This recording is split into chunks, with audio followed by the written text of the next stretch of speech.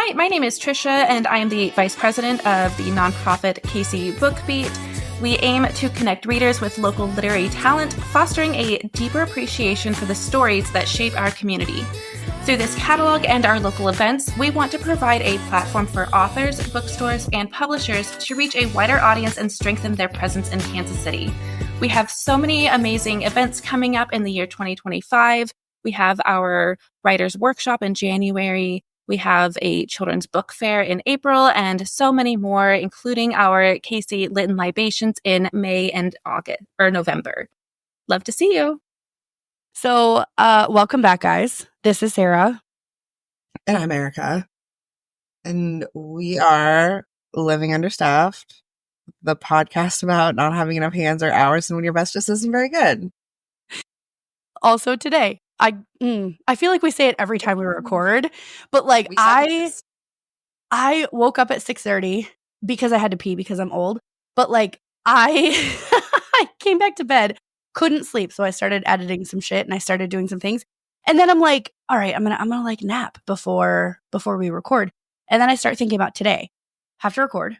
Then I'm doing this audio drama that's called Hammer, Toe, and Bunyan. You're welcome. And so we have a read through today, and I have to record my audio files. And then Erika and I are doing like the book club meeting this afternoon. So I'm just like, who needs a day off? Obviously not me. No, I need a fucking personal assistant. God. Me too. I was saying this morning. I'm a menace to everyone, but mostly myself. That's true. And we were texting and she says that, and all I said was ha ha ha. And she's like, you are too. Don't even like, don't play with me. Yeah. So I took my ADHD medication at like 10 p.m. last night because I forgot to take it. And I was like, oh, I'll just take it now. Because I was going to go out with my sister. And then I didn't fall asleep until 4 a.m. And then I woke up at 8. And I have a date, but I might cancel it because he is being weird. Like, yeah, he's like, okay, so we're on Tinder. He seems normal. He's the resume guy where he was like, oh, you seem like you really like. Oh, he gave you that one compliment. I was like, oh, I'm going to use that on my resume. Anyway, and then he's like texting me and he's like, oh, I really like your piercings. And I was like, oh, thank you. And he's like, how many do you have? And I was like, 9. And he's like, what piercings do you have? And I like told him what piercings I have. And then he's like, you should show me your piercings. And I'm like, I'm not showing you my nipple piercings, sir. I have not met you. He's like, I didn't say that. I was like, you just did. You literally. Which piercings are you really interested in, sir? It's your septum. That's fine. I'm such a bitch. And he's like, no, that's not what I meant. But maybe, if you wanted to send me a picture, with like a shirt on or something. And I was like, yeah. Oh. Also no. And he's like, well, like, I want to, I want to see you. And I was like, okay, like, these are when I'm available. And he was like, okay, like, let's have coffee or something tomorrow afternoon. And I was like, great. And he's like, oh, I just want to like, and he like several more times, he was like, I just want to see what they look like. I was like, I guess you're just going to have to try to like, see if you can spot them tomorrow. And he's like, well, you're going to be wearing a lot of clothes. And I was like, you're right. It's going to be cold. So I guess you're just going to have to make sure that I like you enough to go on another date. And he was like, oh, what?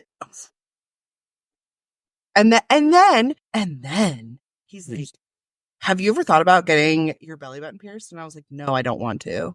And he's like, why not? I'm like, do you have some weird piercing fetish? And if it sounds like it.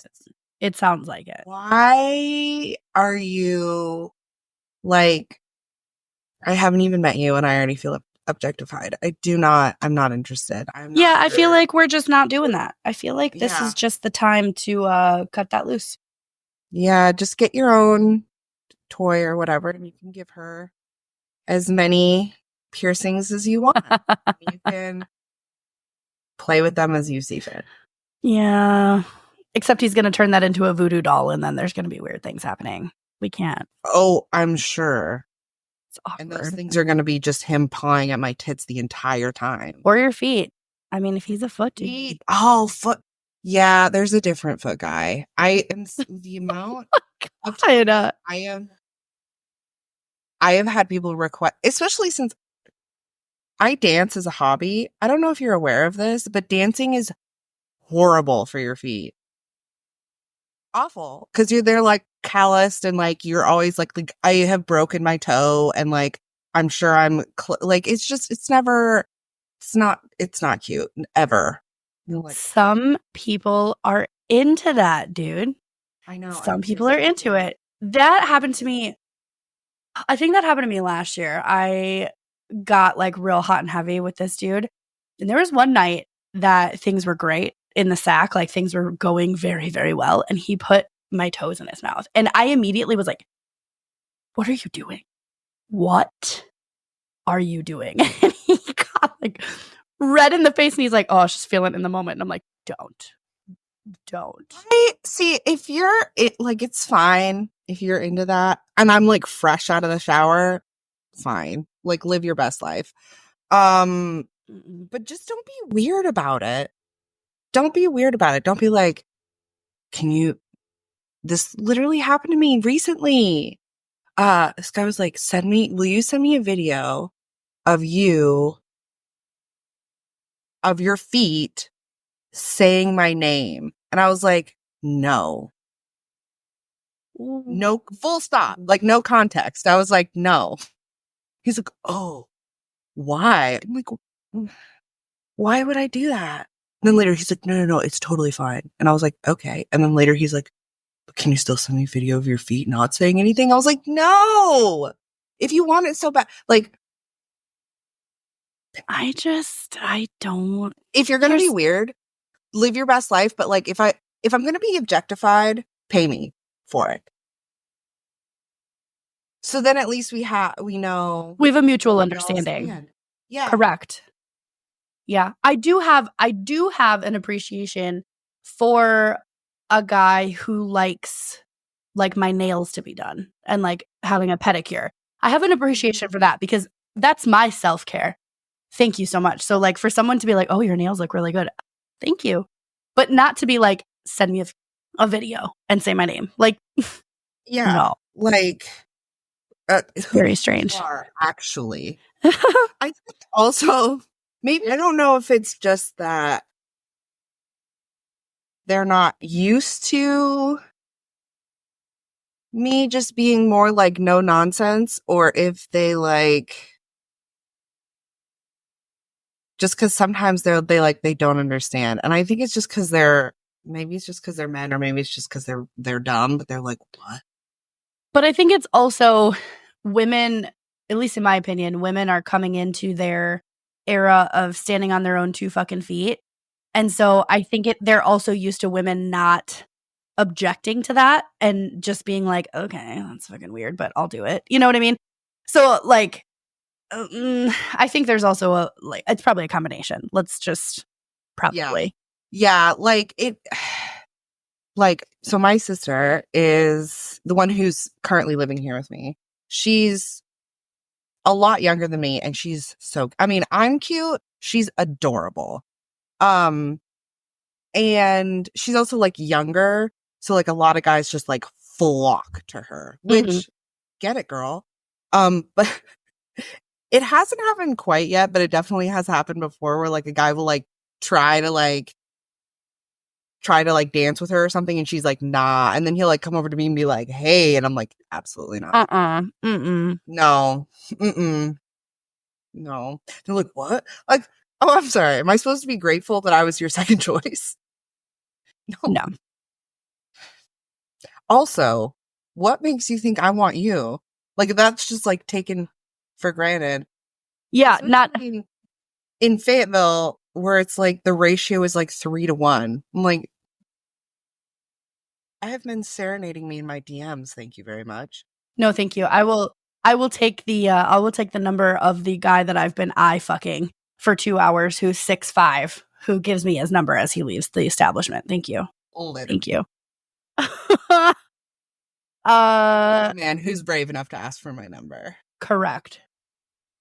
So we are getting a little off track, which is pretty on key with living understaffed anyway. So I do want to introduce our guest because Trisha is pretty legit. I met her in Kansas City a couple weekends ago because I went up to spend time with the amazing Meg Becker that we've had on the show before.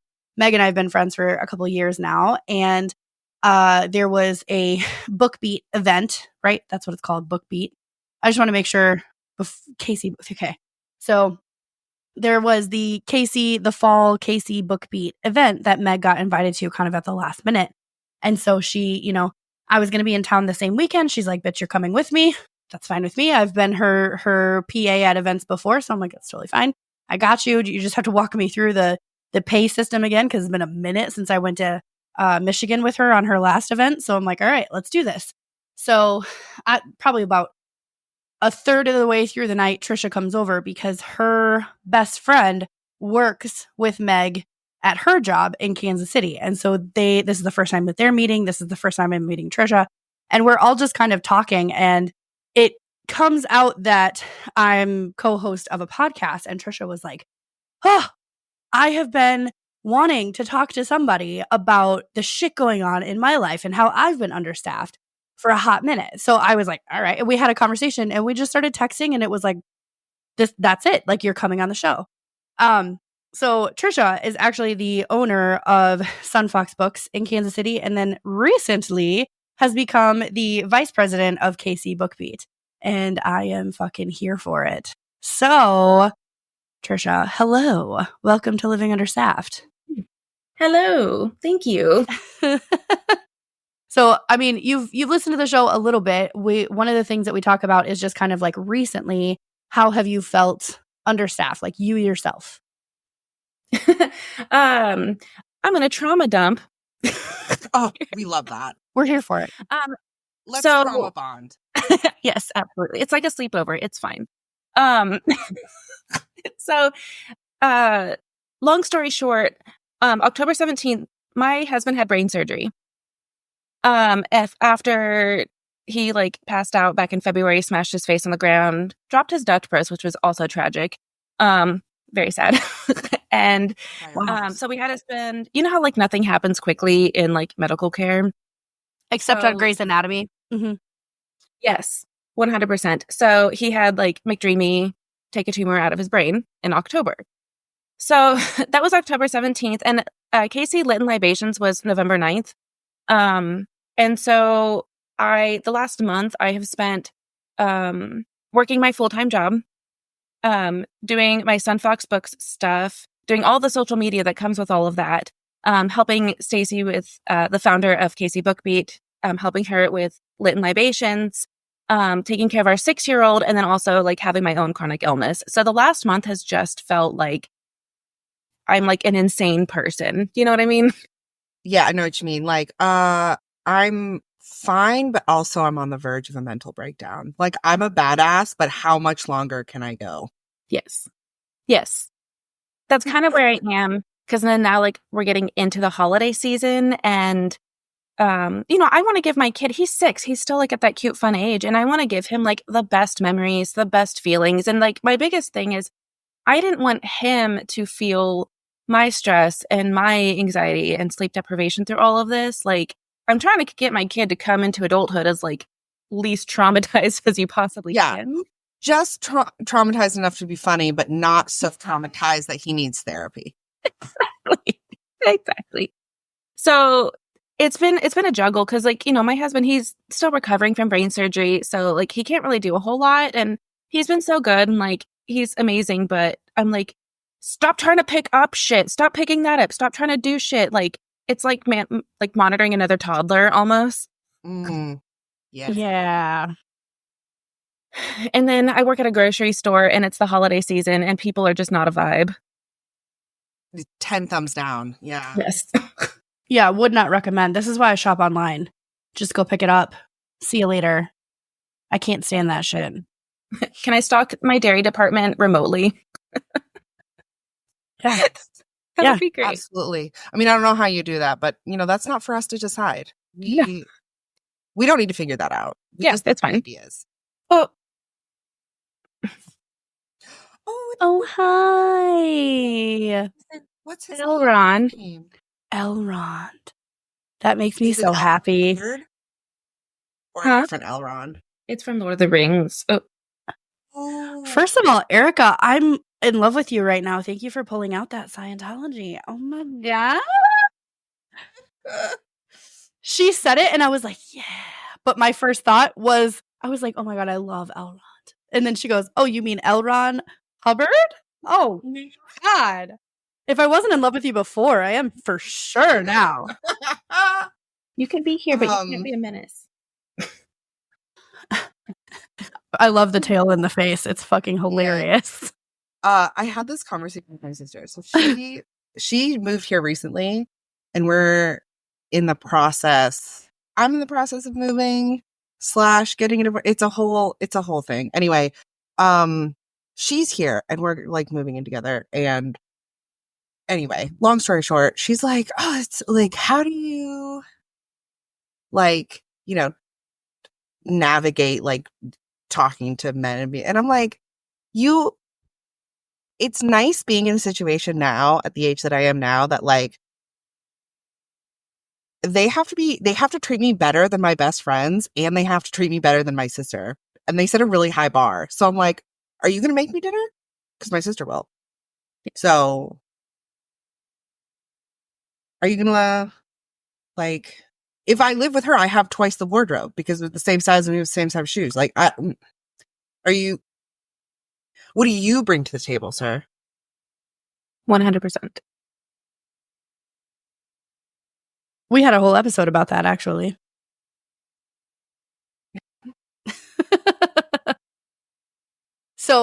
So things have been going awry with your husband, but obviously improving. So that's cool. I mean, you're working your ass off. Like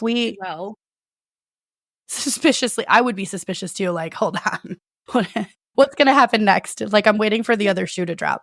And I'm like, you had brain surgery a month ago. Like, how are you like walking around and like functioning as a human being? Like, what the hell? What's wrong with you?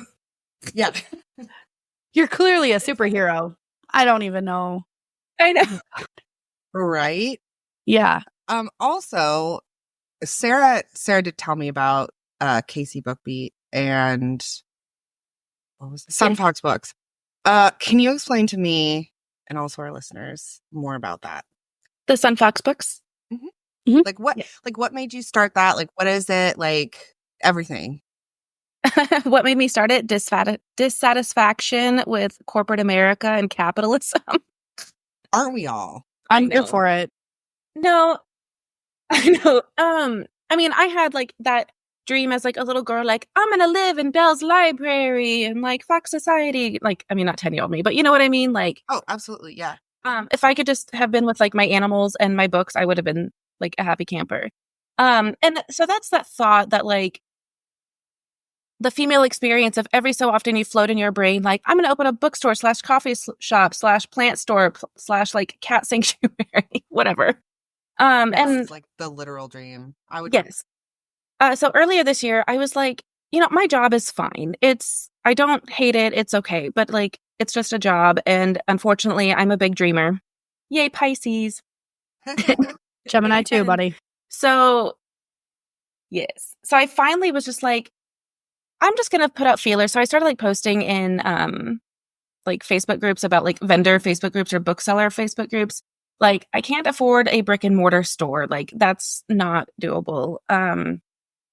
And so basically the whole like, oh, you could do a mobile bookstore or you could do a pop-up bookstore. And at first I looked over the summer into, there's a couple of like boutique type stores where they have like a whole bunch of vendors inside. And I'd looked at those, but I was like, I don't feel like I'm going to, like the rent for those cubbies won't match. And I'm unfortunately, I'm a people person. And so I feel it. Having that like face-to-face communication.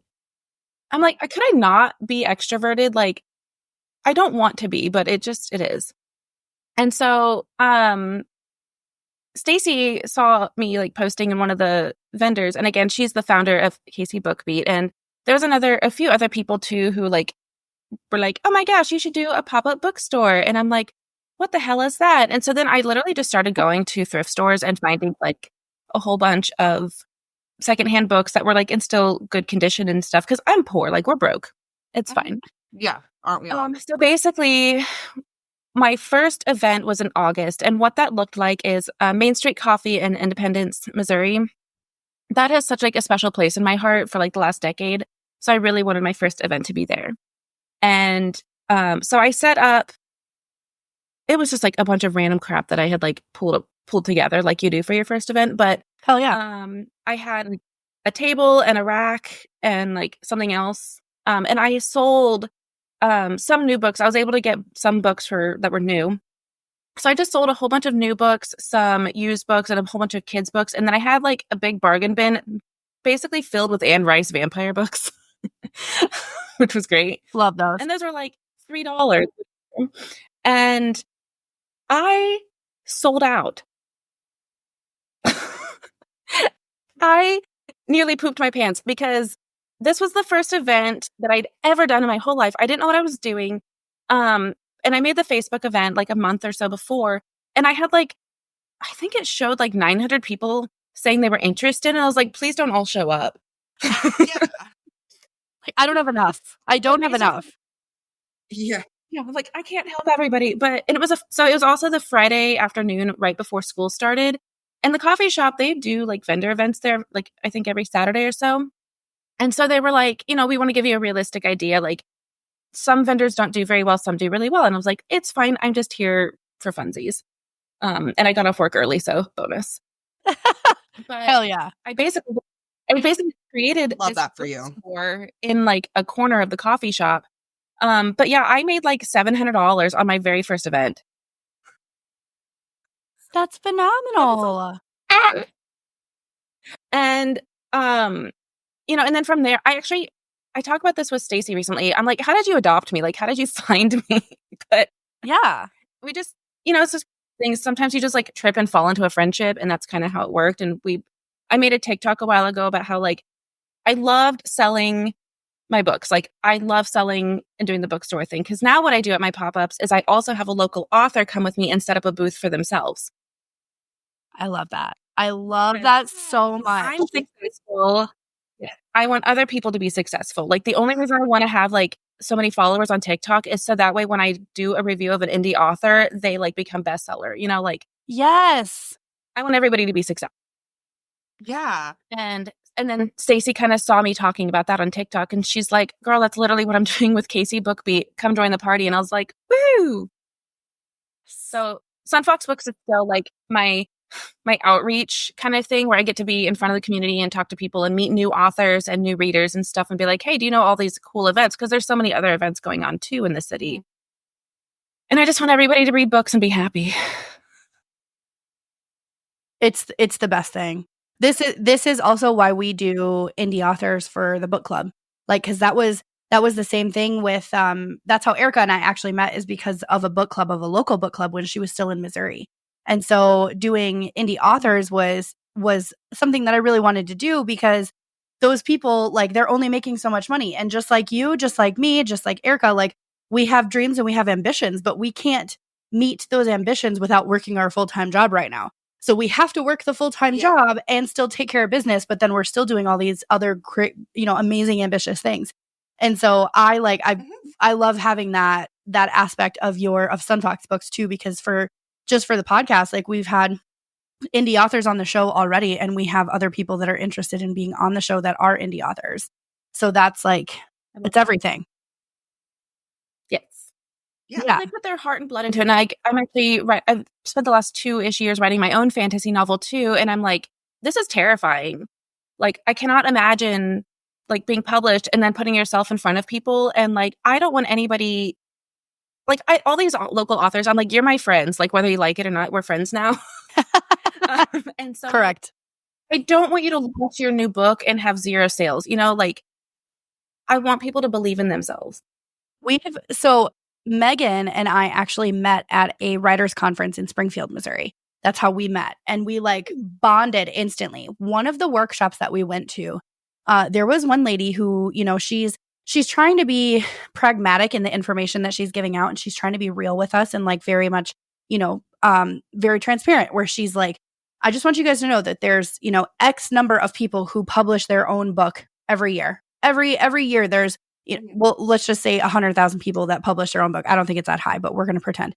So it's 100,000 people that publish their own book, and not even their mother buys it. It's like 10, like I want to say it's like 70% of people, is a very high percentage. Not even 70% of those people have their own mother or their friend's circle buy their book. And it's like, I hate that for them, because, it could be a combination of things. They don't want to market it. They just want to say that they published a book, and like maybe that was their, their baby, their child that they've been carrying around forever. And like, that's just, this is a thing that I can check off on my to-do list. Cool. But there's other people that I'm sure at least had conversations with their mom or their brother or their sister about it, and not even those people bought the book. Like, that's rough. That's fucking rough. Well, and what I've learned too through like Sun Fox Books is, and so I'm also an artist. It's fine. I collect hobbies. We do what we do. We do. And I learned this with my art as well. Yeah. I don't know why, and it's not a knock on any of my friends. So if you're listening, like, don't take this personally. But strangers are more likely to be so supportive of what you're doing than people closest to you. Like, I have found so much more support from people who started out as strangers, like random people on TikTok, new people in the book community that I've met. They've been so much more supportive of like, hey, what do you need? How can I help you? Hey, here's some resources, rather than like the people closest to me. Like, and that was my mind. Like, I don't know, but my therapist always is like, you can't expect you from other people. And so you can't expect that other people are going to have even the mindset or the wherewithal to like, oh, this person's trying to be successful, let me boost them. Like, it's not like a bad thing. It's just a neutral thing. There's a lot of social media posts too that I see that are like, keep your plans and keep your successes to yourself until it's all over, because you don't always have a fan base in your circle. So like there's people that like in Misco, if I were to talk about the podcast, or if I were to talk about being an artist or being an author or anything like that, I know that there are people in that building that would like immediately shame it. And I'm like, that it kind of resonates, like not being able to talk about those successes or those plans because you don't want anything ruined. But then for me, I think it's good to talk about some of those things, because then you can see who really is in your circle. And then you can just kind of like, okay, you have a place in my life, and it's not within this circle. Like there's placement of people. I just had this conversation too with one of my family members. They are coming into some success of their own, and it's really exciting. There's some really big things happening, but they told their parents about said success, about this most recent milestone, and they were just kind of blasé about it. Just, oh, that's great, super. And then we talked on the phone the other day, and we're having a conversation about like next steps and what's happening and who she's coming into contact with and all that. And I am like, dude, that's so fucking exciting. Like, it's so fucking cool. And, one of those big milestones, my one of my siblings and I went through, and we downloaded the stuff that she was selling, and we went through and we like found stuff, and we sent reviews, and we did all these things because that's how we can support. And they said that even their parents didn't buy that stuff. They didn't probably even look at the website, at least. And I'm like, that sucks so much, because it's not that they have a strained relationship. It's just that the parents didn't want to do it. And I'm like, don't care. Yeah. Yes. Oh, that makes my heart hurt. So especially for the like go ahead. Sorry, I was gonna say like my family is a little bit like that. So also my mom and my middleest sister are like pearl clutchers. So I was a little bit like, I don't really want you to listen to my podcast anyway. But when I was visiting over the summer, my middle sister, like, it came up on her TikTok, and I was like, oops. So she was talking about it, and I was like, oh, well, since you guys know about it, like, this is my podcast. This is where you can like, share, subscribe, leave a comment, please and thank you. And both of them were like, oh, of course I'm going to support. Of course I am. I'm going to do all of this stuff. No, I know for a fact they haven't listened to a single episode. My youngest sister, the one who's here, she likes, comments every single TikTok video that I think we have. Like every single one. Like she's, which is so nice. Cause like, yeah, again, it's like not a negative thing. And it is, for me, it's easy to be like, oh, obviously it's because they think I'm terrible. That's not true. They just don't care, which isn't necessarily better, but it's true. It's like, it's a neutral thing. Like, I don't have the best relationship with my mom, but like, she thinks we have a great relationship. Like, she thinks she's the most supportive mother ever. Same. So I'm like, oh yeah. Oh yeah. Oh yeah. so you can totally tell who your people are. Yeah. And you're right though. There are sorry. There what I was backing you up, Trisha, because with the podcast stuff, there's people that I've met just through like Twitter circles, through Instagram, people just sending in messages being like, this is so relatable. I have a friend, Brooke, if you ever listen to this, I know you listen to this, Brooke, she lives and works in Rolla. It's 30 minutes. We haven't seen each other in 2 fucking years, but she literally comments on almost everything, likes every single video. She will send me messages and like videos of like, this is totally us, or this is for the podcast, or things like that. And like, oh my God, it's probably, oh fuck, I haven't seen her since before Germany. That was 2017. And like, Oh, geez. it's, yeah. So like, you know, when you have people and like, she's not necessarily a stranger, but it's the same thing. Like the Twitter circles that I'm in, there's people that share our posts that have never listened to it, but because we're in a support group type of thing to help support indie podcasts, we're all sharing each other's content. And it's wonderful. It's a wonderful community to be a part of when you're really like boosting those people who they have their full time, they have their family, they have their current like societal status, right? And then they're like, let me just take on 7 more hobbies. Cool. Thanks. Like, yes, let's do it. Sorry, Trisha, I cut you off. Go ahead. You're okay. Well, and I've learned too, for my own mental health, like, I need to meet people where they are as far as their own capacity. Do you know what I mean? Yes. So, like, I have one friend, I'm going to plug her art business because it's amazing. Duckworth Art. She is a phenomenal pet portrait oil painter. Like, oh my gosh, she's incredible. And I'm going to have her do like a regal portrait of my golden retriever soon. But, you know, she doesn't have the capacity for XYZ, but I know if I go to her and be like, hey, I designed my book cover, or she reads a lot of high fantasy. Hey, what do you think of this world building thing? She has the capacity to talk to me about that. And then I have other friends like, you know, I have more like, my friend Meg owns Pulp Fiction Comics and Games with her husband. I can talk to her about like, oh my God, tax stuff, help, please, what? So I have to assign like mental roles in my head to my friends if I am going to reach out and just like ask for like, these people can be my hype people. These people can be all of that and more. Like, and then it takes off pressure they don't even know that they have. Do you know what I mean? But then it doesn't hurt my feelings too. Yes. Yes. It's worth it. It's worth it when you're in, when you have, how do I explain my thought process? It's worth it when you have the surroundings of people who are also pursuing similar end goals, right? So not just necessarily the similar interests, but similar end game where like, you know, like an indie author event, all of those people are trying at least to a certain extent to have at least one bestseller. All of those people. Or a medium seller, because still a medium seller is better than nothing, right? So like that was something with the book conference that Meg and I met at, the one lady who was like trying to be very pragmatic. She said that none of you in this room will be a bestseller, but some of you might be a good seller. So we created a private Facebook group for our little group. That's the good sellers team.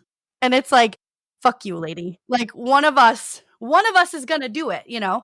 But the whole thing is like having that support and having those circles to kind of lean on is huge. It's fucking massive. So okay. So explain to me how Casey, bless you. Explain to me how Casey BookBeat works. Cause that I had never really heard of that event until Meg was like, hey, I got a last minute slot. Let's go. All right. Like, I'll go. So that was our first event. And oh my gosh, that was so much fun. Also, I do need to note, when I was talking to you, I had several cocktails by that point. So I don't remember our conversation. As all the best conversations start. This is why we get along so well. I'm not even mad about it. Because I'm like, I don't drink ever. And so I was like, we're going to do this. And then my best friend Rachel was like, yeah, you talked to her. And I was like, I don't know who you're talking about. And she's in my phone now. So. That's phenomenal. So with Casey Bookbeat, our whole goal is to really help the local author community. And what we mean by local is the 200-mile, imagine you have a map and there's like the 200-mile perimeter from Kansas City. Like we kind of are extending it quite a bit because there's a lot of rural authors and stuff who they are like an hour and a half away from Barnes & Noble or any bookstore. And so we're like, hey, we'll help you. So we really want to help them boost. We want to help them connect with their readers. And then also get them into bookstores. And, you know, the thing that I love about it too is we're kind of at still the beginning stages of this. We just started, Stacy started this year and then like brought me on board, but it's evolving. And like Casey Lit and Libations was like so successful and so fun. And we had great feedback from all the authors. And it was so fun. So we wanted to take all that good and not so good feedback and kind of wrap that into like a cute little present. So that way, when we do our future events, we just keep getting better and better. And, you know, in January, we're going to be doing a writer's workshop sort of thing, like an author's workshop. And we just want to help authors. Yeah. So that way they know, hey, they can come to us and we are a good resource to get them connected to whatever maybe they need. I don't know. It's so nice. Like, I just want to help everybody be successful. Well, so I will say, so I showed up to the event and it was it's a community center, right? That's what because Meg just gave me the address. She's like, here you go. And I'm like, oh, like, got it. Okay, I'll be there. Like, it is not, and it is. So, Heather, who owns, or like, I'm still figuring out like the dynamics there, but basically Heather, who is the one who like, we rented it from and everything. I think she owns or rents like most of that facility. It says church on it, but because it was like acquired earlier this year, it's not a church. She just hasn't had a chance to take the sign down. Oh. So it's the co-op at Shoal Creek and event space. So there's like a podcast recording studio in there, like an audio recording studio in there that people can rent. There's conference rooms, there's offices, like there's several businesses that rent that for their office space and just work out of there. There's the event space you guys were in. Like she was taking me through it and I'm like, this is like a TARDIS. I'm so lost. Like it's bigger on the inside. Like it's a massive workspace cool. And it's so beautiful. And yeah, like, so that's kind of where we're having our home base be because we also share the same ideas as Heather, where she's like, I want to help people be successful. And her scope of events are like way bigger than just the book community, which I'm like, I want to help you do everything. So. That's phenomenal. That's so cool. So like Erika, we just had like a moment, right? Like we want to try to record in that studio while we're in Kansas City together. Like 100%. Yeah. So Trisha, I'll have to ask for contact info for said person so like we can rent the booth because first of all, we need to have that how do I explain it? We need to have that physical moment of both of us being in a studio so that we can sort of like manifest that visual for the future. You know what I'm saying? So thank you for that because my whole jaw went to the floor. Like, oh, that'd be so cool. Anyway, so okay, so I helped Meg walk in. We had to find her table set up. We had to, we set everything up. And the event was really cool. So you guys had like a caterer that was there with cute little like dessert boxes and little snacks and stuff that people could purchase. And then they also had a bar open for people to go and get lit. Like it was so fantastic. Like everything just kind of came together and like the way that all of the authors had their tables set up, like, and I've been to events before with authors, like, you have your booth, you have your tablecloth, you have your book set up, you have images, you have banners, you have lights. Like there's all of these really cool things and everybody kind of has their own taste and their own kind of spice to add to it. And I love the atmosphere of it. So she and I were sitting together, and we've been really close friends for a couple of years. So she and I were getting lit, and we were fucking cackling about so many things so often. And even so, you guys also had a photographer that was walking around, and every time she walked by, she was like, you guys are all like, I can't get a picture of you guys just sitting and smiling because you guys are sitting here crying, laughing. Like, I was like, that's a compliment. Thank you. Like, we're enjoying ourselves. Thank you so much. So I just want you to know that, yeah, sorry, not sorry. But like, I just want you to know that like the event itself from an outsider perspective, because I just showed up to help my friend. Like, all right, I'm gonna be a PA today. Cool. It was very inviting. It was very warm. You guys had a shit ton of stuff to appeal to a shit ton of people.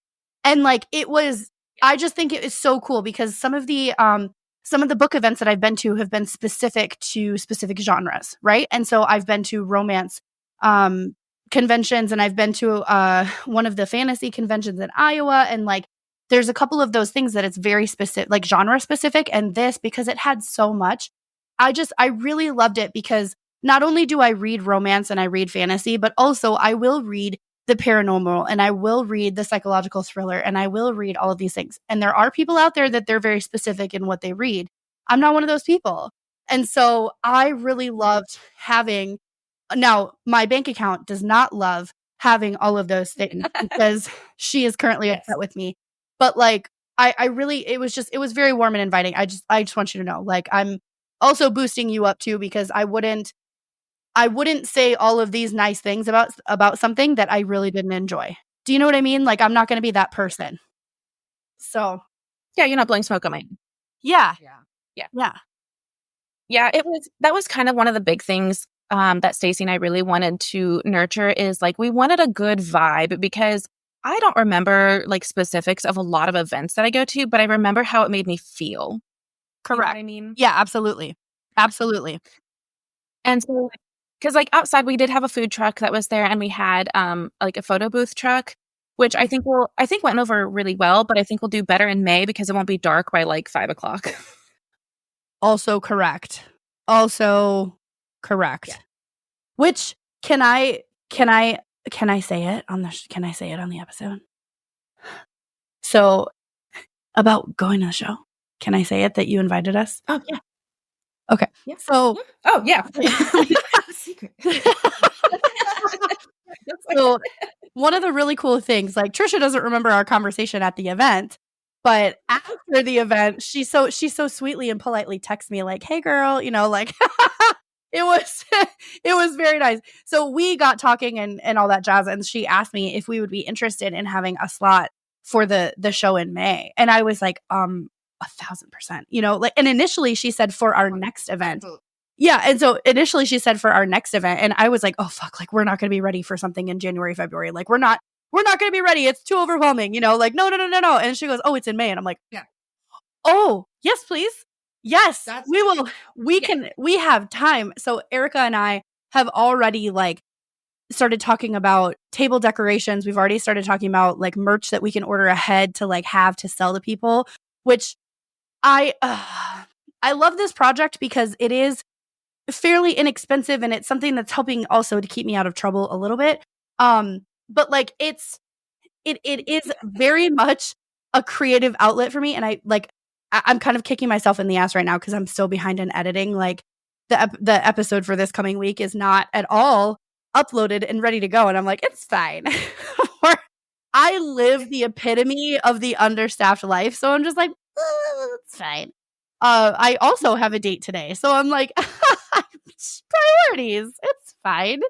So I'm very excited about the event in May because it will be our first in-person event. It will also be if like I'm going out to North Carolina in February for Valentine's Day because fuck men, we don't need men. Erika and I are going to have like a weekend together. We're going to get tattoos, obviously. So we do have a date. Cute. So from February, Kansas City will be only the second time that she and I have recorded in the same physical space. So I'm really excited about that too, because the online platform is working for us. Like we make it work and it's totally fine. But we're also going to be in the same time zone. Holy shit. Like what the fuck? Yeah. So I'm really excited about it. And just the fact that it's going to be like our first event, it could be a total disaster and nobody buys anything and nobody comes and sits down and does a little promo with us. Like it could be that. And Erika and I will just take turns sitting in the comfy chair and being assholes to each other. It'll be totally fine. 100%. But Yeah, absolutely. I greatly appreciate you like giving us a chance too, because we're both super excited. Well, you guys also have super excited. You guys also have the same values and mission, just in a different way than I think Stacey and I have with Casey Bookbeat. You know, like, and I think it's really important to nurture that in different media formats, and through different voices.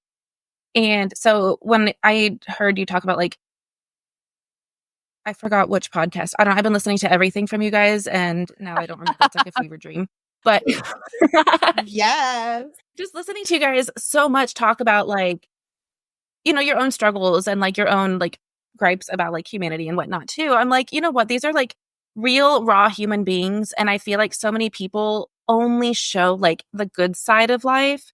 And for me, like, I would have loved to hear you guys when I first started my book stuff. I would have loved to hear you guys when I first got my like Ehlers-Danlos diagnosis and stuff. Like, there's so many points in my life that listening to you guys talk about your own personal like gripes and like dark humor is the best thing. Like, it's the only way we can get through life, you know? 100%. I've spent my whole life feeling wrong as a person because I am a dreamer. I don't want to settle for just like the regular 9 to 5. I want to do big, important, meaningful things. And until this year, I didn't know other people like that existed. So I thought I was just incorrect as a person. And so then meeting people like Stacey and then Vanessa Kramer, my author bestie, and then like meeting you guys, I'm like, oh, I'm not wrong. I just didn't find my people. So I want to help with the platform I have, promote you guys so that other people have the same experience I did. Okay. I know. That's the nicest thing anybody's ever said to me. So I'm gonna need a minute to recover.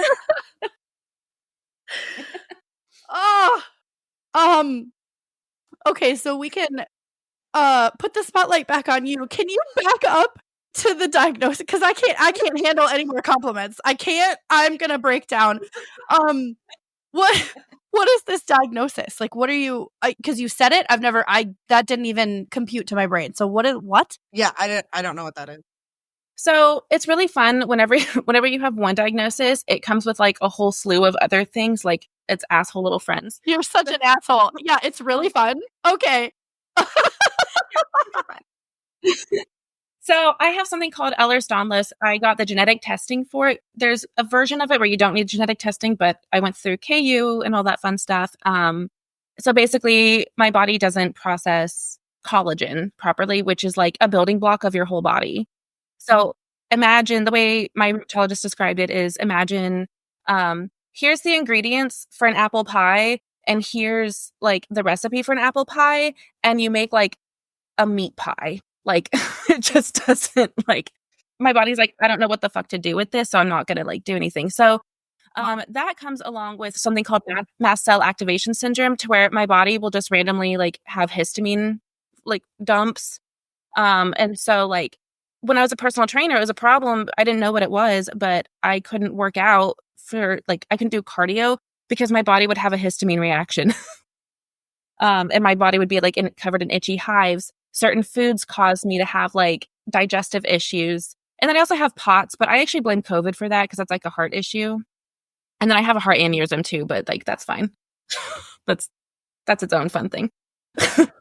What the fuck? And then I also have I also have an autoimmune disorder. I'm laughing because Sarah and I, if we were talking about, anytime we talk about like health problems, we're the same. We're like, it's fine. I slept 4 hours last night and I can't stop bleeding, but it's okay.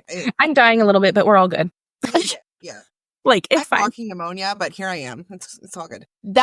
When my husband got his right before his brain surgery, my husband, his brother, got him a T-shirt that says "Brain tumor, 1 star, would not recommend." I love that so much. I mean, I don't, but wow, I'm here for that. Right. Oh, And he wore it proudly, like, great. So it gets heavy, and so you have to just accept, like, I will never get better, you know what I mean? Like, I found ways to cope with it, I found things around it, but at the end of the day, like, I have these things, and it's okay.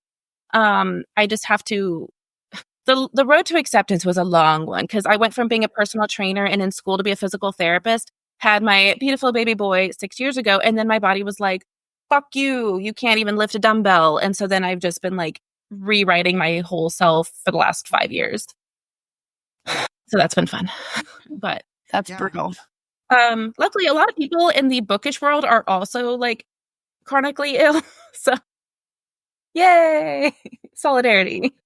Right? Yeah. We did I guess an extensive book review on How to Keep House While You're Drowning by Casey Davis. And It's the episode that's coming out we that I'm editing right now. So yeah. It's a great book because, well, Sarah and I are both like neurodivergent and just generally like have to recently when you talk about like I just thought that the way that I was an incorrect person, like she and I both felt the same way about like the amount of times in my life where somebody's been like, why, like it's easy, just do it like this, and I'm like, I don't know how to explain it to you, but I cannot do that. Or someone being like, this is how you were taught, this is how you were raised, this is how you do it, and I still can't get into that routine, or I still can't do it the same way every time. And I'm like, I don't understand my own brain. This book was both, and we mentioned it in the show, this book was both a blessing and a curse, because it was triggering, first of all, that it was like within the first 60 seconds of this person reading in my car that I was like, they were like, oh, are you, do you feel a certain type of way? Do you feel triggered? Are you offended? And if your answer is yes, then this book is for you. And on the inside, I'm like raging down the highway, like, fuck you, I am triggered. Like, yeah. So it's very cool in a sense of like, it helped me kind of understand my own brain, because I live with me every day. And I know that there's certain things that that I can't handle. So like, my laundry, like first of all, I fucking who likes doing laundry? I don't understand your brain at all, and like more power to you. But like, I cannot do my laundry in an efficient manner at all ever, and it's been like that since I was a kid. My fucking parents used to drive them crazy. So like for me and Erika, for her too, like she has a sweater bucket, an actual basket that is just for her sweaters, and that's just she and her therapist decided, they kind of talked that through, and they were like, all right, instead of having my sweaters like strewn about my place, I'm going to have a bucket, and this is where it's going to be. And that process has been working for her. And so from that conversation and her kind of telling me about that, I have a laundry basket that my laundry goes into mostly. But then I also have 2 smaller laundry baskets, like that's for my jeans, and it's for my sweatshirts and zip up sweaters and whatever. And like, that's what those 2 baskets are for. Because like, I can't keep those things either in a drawer, on a hanger, or organized to save my life. And like, they just go into the basket. And that helps me. That helps me. So I'm also the same way with socks. I do not match my socks. Like, I will match the style of sock, but the color or the pattern or whatever, nope, not worth my time. In the grand scheme of laundry, matching socks is not worth my time. So I just put them all in a drawer. As long as it's the same length and the same style of sock, then that's it. I just grab the 2 and call it a day. But I didn't realize that was because of my, neurodivergence. I didn't realize that I thought it was just me, saving time. I thought it was me just being efficient. Like, I don't fucking need to fold socks. Who does that? Yeah. But this book really, like, I'll send you the link for it. It's only like a 3-hour listen, and I listened to it like 4 times before we recorded that show. It also, we were talking about this last night too, like that book not only was so helpful because we both struggle a lot with like how to keep my house clean. Yeah. It's just really stressful because it's like I'm just not good at organizing stuff. Like I can't, like people can, like there are people that can look at like a pile of clothes and be like, oh, this is just what needs to happen. I can't do that. That's not how my brain works. But also the way she sort of like broke it down was like everything you don't, there is no right way to do that. And in my head, I'm like, yeah, I know that. But then she was like, well, why don't you, this is the way I do it. And I was like, I had never like even thought that things could be done that way or thinking about things that way. Or at one point she's like, when, I clean up the night before when it's my husband's morning with the kids because I want to do a kindness for him, and then teaching myself to do that same kindness for myself. So No. I know that was exactly, and Sarah and I talked about, we were like triggered.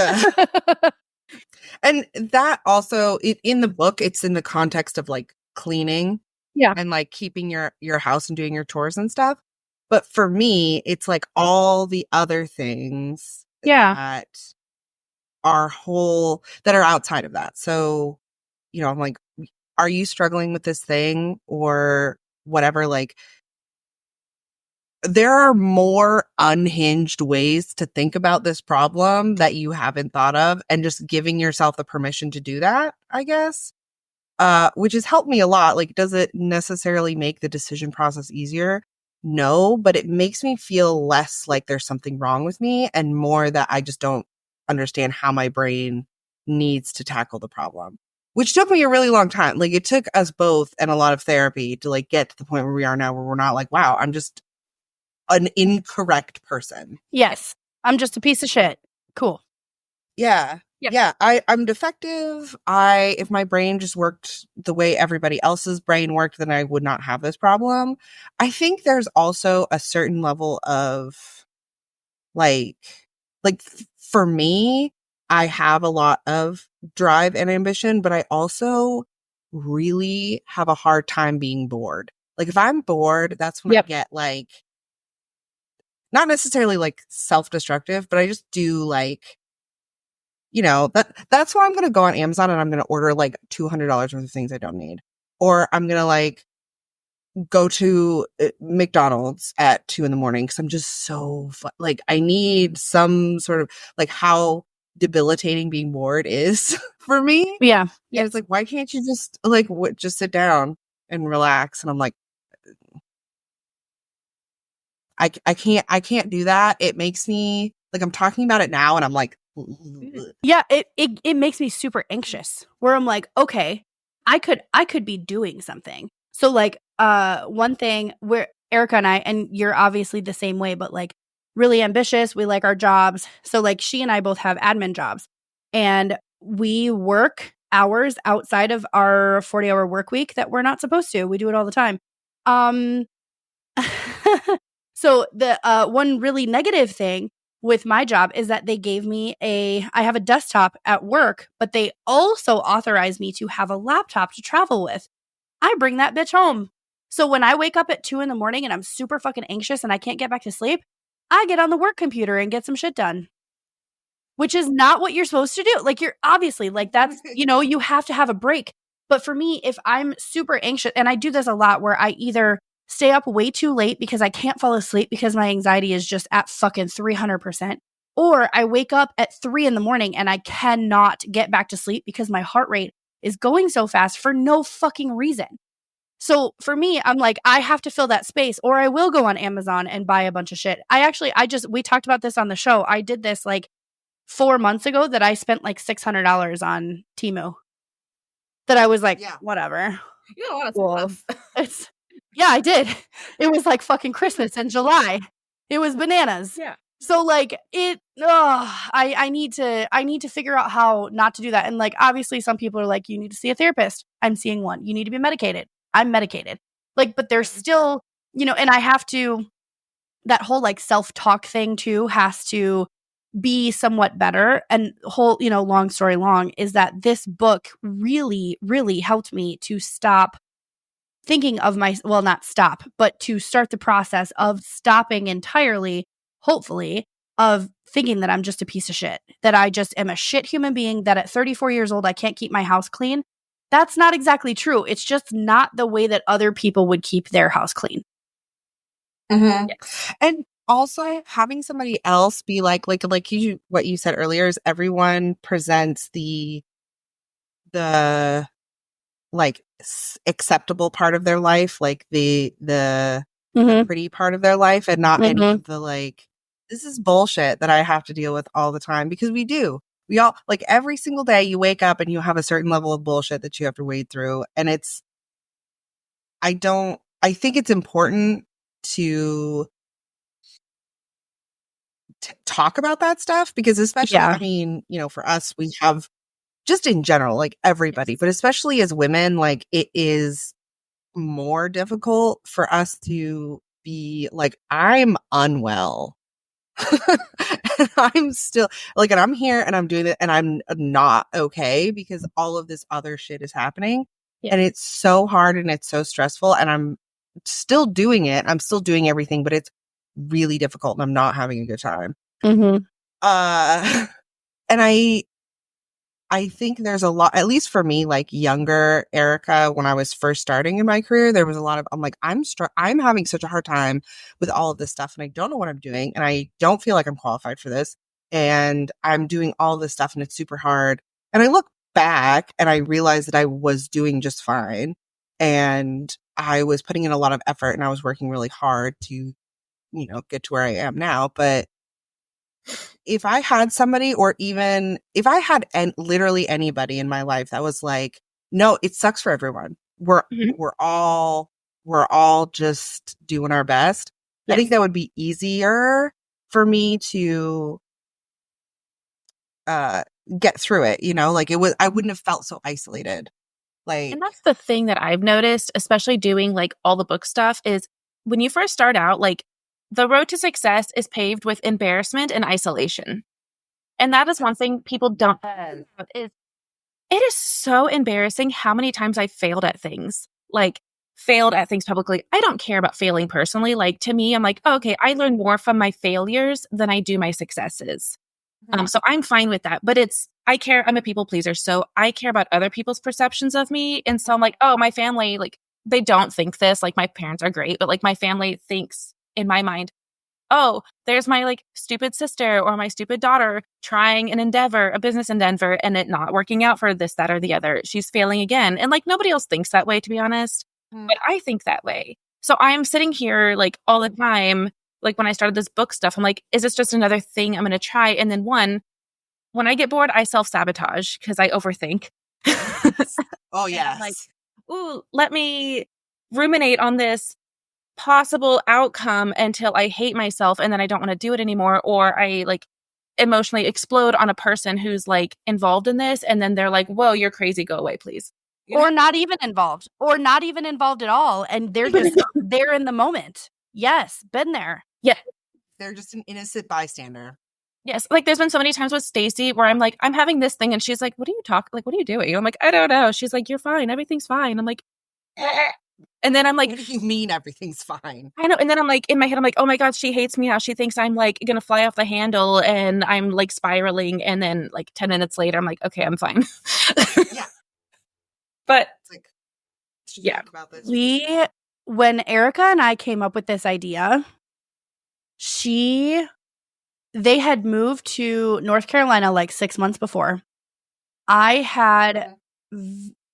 had been divorced, but I was in an IT class that was 4 nights a week, plus labs, plus homework, plus reading. And it was the worst schooling experience of my entire life. And we came up with the idea of the podcast literally while both of our lives were on fire, because we were like Erika's pets had died and or attacked each other, or both. Her fridge had gone out and she had to buy a fridge by herself while her husband was deployed. There was 500 things going on for her. There was 500 things going on for me.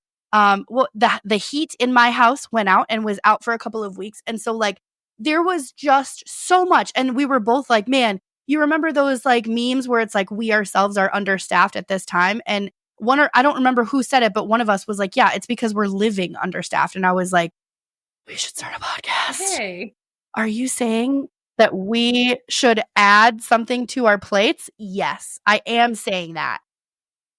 And so like, it's crazy. It's crazy that like she and I have been friends for a hot minute. And so like, we know when each other is understaffed. Like this happens a lot like during the week because we both work our asses off. Trisha, you know, like you work your fucking ass off and you go to check in with your friend and you realize, holy shit, I haven't texted you in 4 days or I haven't called you in 4 days, you know? But then you're like, holy shit, bitch, you haven't called me in 4 days.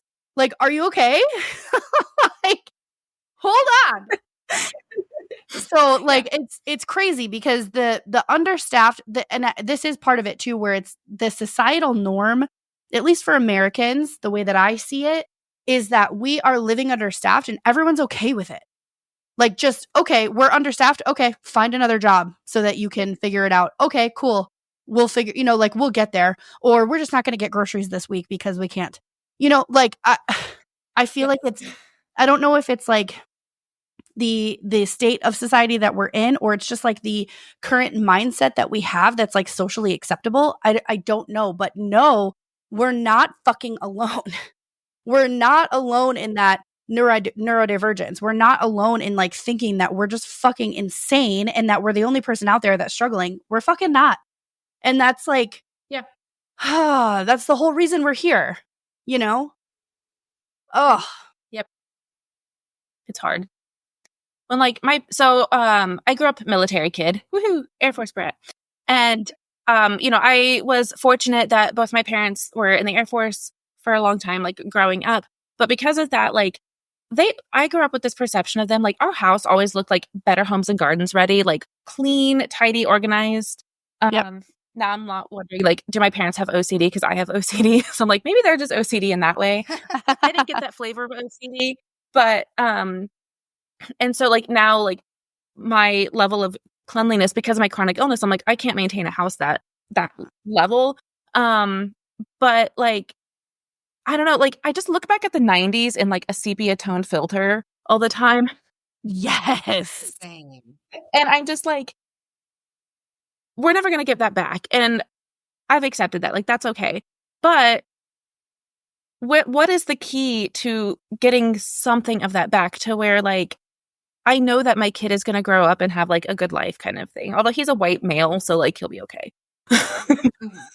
Not like, wrong. Do you know what I mean? Like, so I don't, it's just one of those things like, how can we take pieces of like our own personal history and then put that into current, like our future selves? Do you like, I don't know if I'm making any sense. Yeah, You are. No, completely. Yeah. Like the things that you loved about your childhood, and also give yourself some credit in that you probably remember it with rose-colored glasses when it was not that clean all the time. How dare you? And it wasn't like, I mean, it's true. Or there were other things that were like lacking, or like, I don't know. That's true. Like you work and your husband just had brain surgery and you have a bunch of other things going on and you have a child and you have a full-time job. Like it's easy to compare yourself with like your parents or whatever when their life and their circumstances were completely different from yours. Completely. And also, True. like, I don't like, for me, like my mom didn't work when I was really little. So like she had more time to maintain the house. I don't know what your mom's situation was, but if she doesn't, and that's her thing, like that is what she True. is fulfilled by, is having a house that's clean and presentable and looks like Better Homes and Gardens, then yeah, of course it's going to look like that. That's not what fulfills me. That's not where I put my energy. That is not what fills my cup. Now, No. it fills my cup when I have company coming over. because I will panic clean for 30 minutes and be dripping sweat when they get here and they're like, "Are you okay?" And I'm like, "I'm totally fine." Totally fine. My house is always this pristine. Thank you. As people come in and I'm like, "Oh, sorry about the mess," when I cleaned for like furiously. Like, it's true. It's so true.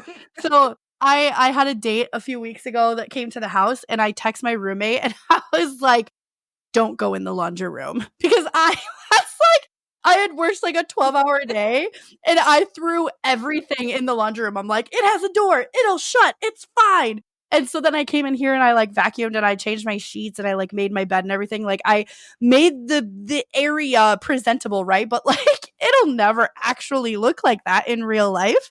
Are you people kidding? Like there's no. But like I texted my roommate and she was like, "Oh, it's because she was out of town anyway." But I was like, "Listen, don't go in there." Yeah. Yes. Yeah, if you come to my house, you're probably going to step on a dog toy and a Lego. Yeah. But okay, and my thing too is like when I go to my friends' houses, I don't give a fuck, but I can't give myself that grace. I don't understand why. Like my room is fucking my space, like my downstairs living area is fucking fine. The only thing that, because we have a dog, that's the only thing that I can't keep off of the carpet or keep out of every single piece of clothing that I own because we have a pet. Like everybody has experienced this at least once in their life. The only thing that for me that I should really be like on the radar for is, do you have a pet allergy? And beyond that, my house is fucking fine. But do I give myself that grace? Nope. No. Not at all. Mm-mm. It's infuriating. People don't think about it. People don't think about us nearly as much as we think about ourselves. That's correct. Yeah. Yeah. And also shifting the perspective from my house isn't clean, that means I am a bad wife, mother, human being, etc. Is difficult. Is difficult. And also, wow, like there are toys all over the floor. That means my kid had a good time today. Yes. Like, yes, provide him with toys. I am able to provide him with like a safe place where he can relax enough that he can play with his toys and he doesn't have to worry about anything else because I am providing this life for him, which also, as a person who used to be a foster parent, it is super hard to be like, "Oh, it's actually okay," versus like, I'm not the most perfect parent. I am the worst. Like, I am either the perfect parent or I am the worst person that's ever lived. And I should. Yeah. Yeah. Yeah. And it's like someone coming over to your house and you have dirty dishes in the sink. Oh, you mean because I cooked a really nice meal for my people? Mm-hmm. Yep. Like, Sarah, Because calm down. Because I ate food because it wasn't ramen, or even if it was, who fucking cares? Like, it's really baffling that we as a people can't give ourselves that grace. Or what I would really love, and I don't necessarily believe this is true, but what I would really love is to not care. Because if I didn't care, I could free up some space in my brain for other things, but that's not fucking possible. I care. I'm not going to say too much, but I care a lot. And I could dial that back, but am I going to? No. Let's get real. No. My therapist has told me that I get 15 minutes a day scheduled where I can spend all that time worrying about whatever I want to worry about. I can make up stupid scenarios that probably will never happen. I can worry about stupid stuff at work that doesn't matter. Whatever I need to worry about, I have that 15 minutes. She's like, you can spiral.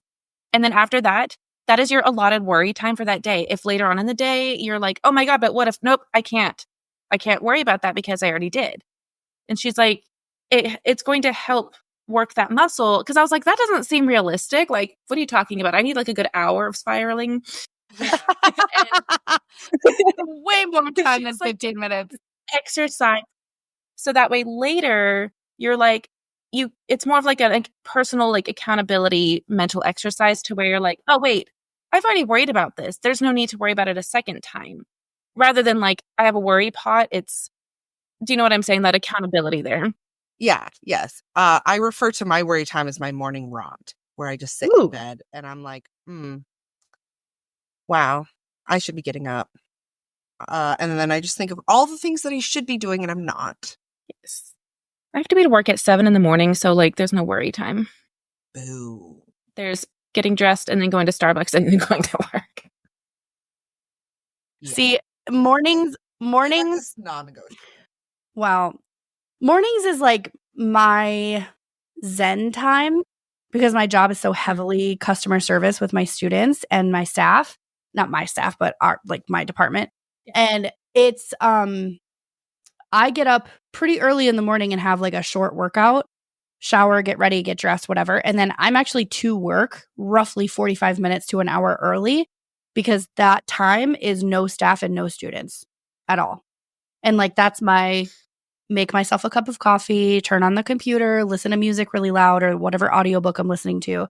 And like that's my zen time, you know? But the shitty thing is because I deal with so much anxiety that when I wake up at 3 in the morning, I'm manic mode from 3 to 5. And I can't get my, like, for me, it would be like, okay, just get up and work out and shower and then maybe try to take like a little nap before you go to work. No, I'm literally frozen in my bed, either with my eyes open or closed, and I'm just fucking laying there panicking about everything. Everything. Things that apply to me and things that don't.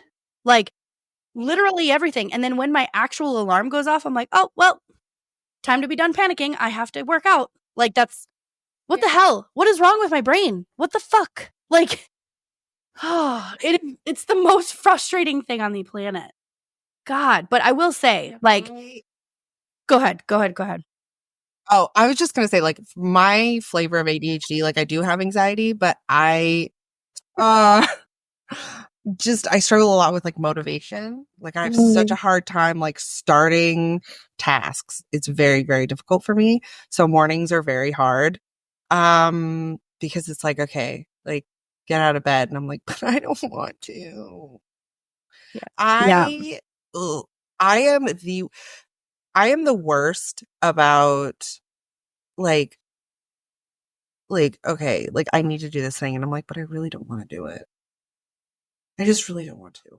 Oh, is there a reason why I don't want to? Oh, we've talked about this. We've talked about that whole, because I think that was the same book episode for the How to Keep House While You're Drowning. That whole like we procrastinate on 5, 10, 15-minute tasks that will literally only take 5 or 10 or 15 minutes, but we procrastinate on them for weeks. And so like Erika's example was oil change in her car. Like, oh, yeah, I'm terrible about that. Yeah. It's brutal. Oh man. Yeah, I'm having to do all of that stuff now because my husband can't do it. And so I'm like, for the first time in my life, I had to put air in my tires. And the whole time I was afraid my tires were going to blow up because I didn't know what I was doing. But I put it off for like 3 weeks anyways. And I'm just like, I'm a girl. I don't know what I'm doing. Yes. Can I give you a solid piece of life advice? Can I do that right now? So I have put air in tires 100 times before, but I went to 3 different gas stations because like, you know, the temperature changes makes your fucking tire pressure go up and down. So I had one of my tires was low. I went to 3 different gas stations and the pressure of the tire did not increase at all. And I was like, what the fuck? Because and then I'm like, okay, maybe I'm dumb. I just can't figure out the air machine. So then I'm like, okay, what are we doing? So hot tip for any of those people who like don't know if the air machine's working or don't know how to put air in your tires, go to one of those quick lube places and just tell them, hey, can you take a peek at the tire pressure of my tires? Like I have one that's low. They didn't charge me anything for it. Now, maybe it's because I'm a girl and maybe because I'm helpless and they're trying to save the girl that doesn't know what she's doing. But I was upfront. I was like, I don't need an oil change. Can you guys just look at the tire pressure? Because I can't tell if the gauge is broken in my dash or if the thing at the gas station just wasn't working. They did it for free. They got me in and out in 5 minutes. It was the nicest thing that I absolutely needed that day. So hot tip. I was talking about that because the last time I got an oil change, the guy like checked my filters and stuff, and I know for a fact that they charge for that. And he did not charge me for it. And I was talking to somebody about it, and he was like, take advantage as much as you can. And I was like, you know what? I will, because there's still a wage gap. When they close the wage gap, I will stop using my feminine wiles. Please and thank you. Yes. Correct. Absolutely. Or, when I go and finally have that remote gig that I want and I can start traveling and do whatever the fuck I want, I will be in Trinidad with Maya and Javed and Min, and we're going to buy a little bar on the beach, and I'm going to have my job where I travel, and those guys are going to be there just chilling at the bar that we own, and it's going to be great. It's going to be so good, and I will come visit and, hang out at the business while I'm in Trinidad and, have some fun, and then I'm going to go to Africa for 6 months. It's fine. So, then I won't have to worry about oil changes in a car because it'll just be either sold or in a parking garage somewhere. I don't know. I love that for you. I'll manifest. Thank you. Yeah. It's going to be really helpful in May when Erika and I rent that studio to record in, because that is going to be dope. Oh, you literally just have since I've met you and the whole book beat thing came into play for May, my wheels have been fucking spinning. I have done nothing but we got to work on marketing, and I got to work on more merch, and I got to get this done. And, I literally, Trisha, I literally created the banner, one that I think that we'll legitimately order, just to put it in that graphic that I sent you for the mock-up in my brain, because I was trying to figure out how to show you what I was thinking. I spent an hour on that shit. My wheels. Thank you. Yeah. I'll transpose it in the episode so everybody can see it. I just, and now, just having this conversation, now there's a fucking studio that we can rent inside the space that we're going to be at are you fucking kidding me? I'm very excited. I'm very grateful to have met you. Yes. Oh, no, yes, for real. Also, you gave us the best compliment either of us have ever received in our entire lives. So I'm going to bawl my eyes out when I edit this. It's going to be a couple weeks before I get to it. And I'm just you just seem like two women. The compliment that you gave me. Sorry. Yeah. About people don't talk about the impact that other people make on their lives. And I think it's so important that people hear, you did this for me. Stacey has single-handedly changed the trajectory of my life this whole year. Nothing will ever be the same for the best. And so I'm if I can give somebody else that verbal high, that emotional high that she gave me, then I'm going to spread that around like fucking glitter, Yes. Because it's important that you guys know. Yes. And it's crazy too because go ahead. It's Sarah and I talk about gratitude a lot. Sarah more than me, she's better at it. But I think the same thing applies to other people. You don't think about, it's not that you take people for granted, but just because of everything that I'm sort of going through in my life, I have such a good group of friends right now. I've had multiple friends that are how are you doing? Are you okay? I know you're going through it. And they're all hey, I want to see you, but just let me know. Just let me know. No judgment, no I haven't seen you in a while. I feel and I'm just, the whole time I'm just shit, I feel I'm a shitty, there are certain things in my life that I am not on top of. Right. And because I just don't have the space for it. And I am so lucky to have so many people in my life that are it's okay. Yeah. It's okay. Yeah. Or Sarah is very good at prioritizing things for me, where she's I know that you are at max capacity, but can you do this thing? And I'll handle just do these things. And I'm good. Because the prioritization is what is so hard for me. Or my friend Allison, who is just generally a great person. She, at any point, I can be hey, within reason, obviously. But there have been a lot of times where I'm hey, I just need to get out of the house. I need to talk to someone. And she's great. Where do you want to go? You can come here. We just, and again, my friend Abby, who indirectly was on the pod. She's almost every day she sends me a meme, and sometimes I won't look at my Instagram messages from her for a week or two. And they like 37 memes, and they're all hilarious. And they're all like, I love you. You're an amazing person. You're crushing it. You're my best friend. And I'm like, I have so many people like that in my life. And then my sister's here, and my sister's one of those people for me. And it's just like having those people that say those things out loud is so important, because it's Yes. don't do that for themselves. I don't do that for myself. No. Women don't do that for themselves. And it's so important to have someone sometimes like look at you and be like, you are doing really well. Yes. Mhm. I love you. I think you're a great person for who you are and not what you accomplish. That's important. Right? Because you don't realize how that's how you're living your life until somebody like sits you down and is like, Yes. you are a good person and I love you. And you're like, Ooh. And it's that, yeah, it's also the empathy side of it too, where like the compliment, like the person that's being there, that's being present with you is absolutely necessary, and we all need that in our lives. But it's also that empathic, like, bro, I know you are not okay, and we're going to figure this out, and you're going to be okay, and that's okay to have a low point. It's okay. But I'm also with you at that low point. So when you're ready to either stand up, or when you're ready to wade through these fucking murky waters to get you to that other side, whatever it may be, I'm still gonna fucking be here.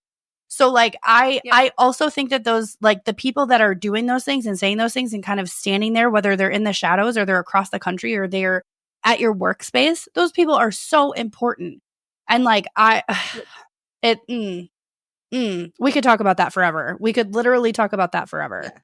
And it like, and I say it a lot with like the podcast. The podcast is a huge creative outlet for me. So on a selfish level, I would be here doing a podcast with somebody, and I'm fucking stoked that it's Erika, because we get along super well. We have similar temperaments.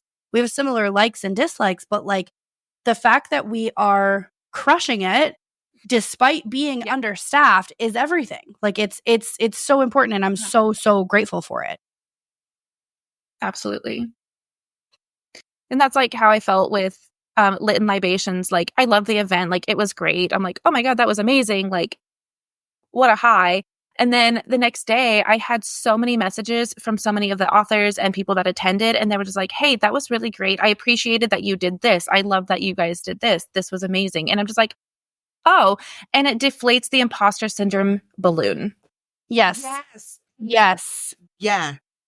Every time. Yeah. I believe in myself a little bit more every time. It's like Tinkerbell. Yes. That's exactly it. 100%. Yeah. Yeah. Because it's also unfair to it's unfair to assume that other people know how you feel about them. And it's unfair to ask yourself to be an island and solely self-sufficient and not be affected by the words or actions of anybody around you. Yes. Like, we are social creatures. We need that like togetherness and bonding. And it's so, and that's why that's why I think it's so important for people to hear other people be like, we're just doing our best. And it's sad.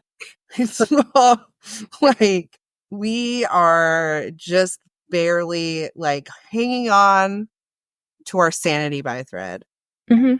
And our lives, considering we do at this moment, like, we have very stable jobs and we have 401ks and we have health insurance and we don't have kids, or Sarah and I don't have kids, and it's still so hard. Yeah, absolutely. And then when you have somebody else who's like, I'm so glad you said that, it made me feel less alone. Like, that to me, that's why we do this. Hands down. Hands down. Hi, my name is Trisha, and I am the Vice President of the nonprofit Casey Book Beat. We aim to connect readers with local literary talent, fostering a deeper appreciation for the stories that shape our community. Through this catalog and our local events, we want to provide a platform for authors, bookstores, and publishers to reach a wider audience and strengthen their presence in Kansas City. We have so many amazing events coming up in the year 2025. We have our writers' workshop in January. We have a children's book fair in April and so many more, including our Casey Lit Libations in May and November. Love to see you. She's getting into customer service mode. I do. I have to think about what I'm going to say. You have to do the spirit fingers thing. Forget halfway through. 3,